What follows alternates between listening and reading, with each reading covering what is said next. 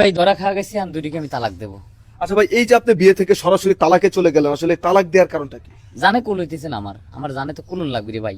সারাদিন পরিশ্রম করি, পরিশ্রম কাইছে এ বউ কবি ও বউ কবি যে আইসো ভাত বাড়ি দিবি, খাওয়াবি, ভালো মন্দ খাওয়াবি। এরা কি করে, এ ডাহে ওর ঘরে শোয়ার জন্য, এ ডাহে ওর ঘরে শোয়ার জন্য। ভাই আমার যে ভাই বডি ছিল ভাই, বডি আর বডি নেই, বডি হয়ে গেছে। আচ্ছা, এই যে আপনি এত দুঃখ প্রকাশ করছেন, আমরা একটু জানতে চাই তার আগে যে আপনার বড় বউকে ছোট বউকে? আমি তো আমাকে চিনতে পারতেছি না, এখন বউ চিনবো কেবা করিয়া। আচ্ছা, এই যে আপু, আপনার কাছে একটু আমরা কথা বলতে চাই। আপনি আসলে ডিভোর্সের সিদ্ধান্তটা নেওয়ার কারণটা কি, আপনার কি মনে হয়? ওই তো বললো একটু আগে, বলছে শুনেন নাই যে আমি নাকি আমার ঘরে ডাকি, ও নাকি ওর ঘরে ডাকে। মানে স্বাভাবিক, আমার বিয়ে করছে, আমার ছোট বউ, ভালোবেসে আমরা বিয়ে করছি। কারণ আমি নতুন নতুন বউ, এখন আমি আমার ঘরেই তো থাকা উচিত, ওর উচিত না? একটু বড় বউর কাছে যেতে চাই। তো বড়, আমার তো অধিকার বেশি, কারণ আমার স্বামী এই কারণে, ও আমার ভিতরে কি কমতি ছিল, কোন কারণে ও আবার বিয়ে করছে, এটা তো আমার যে কোনো একটা দোষ দেখাইতে হবে।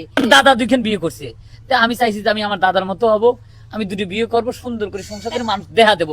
দাদা যেটা বিয়ে করছে, তোমার দাদা যেটা বউ তারাইতে পারছে, তুমি তো পারো না, তুমি কেন করছো বিয়ে? ডিভোর্সের সিদ্ধান্ত নিছো কেন? কেন নিবা? বাচ্চাও তো ভাই নষ্ট করে দিছে, বুঝছেন?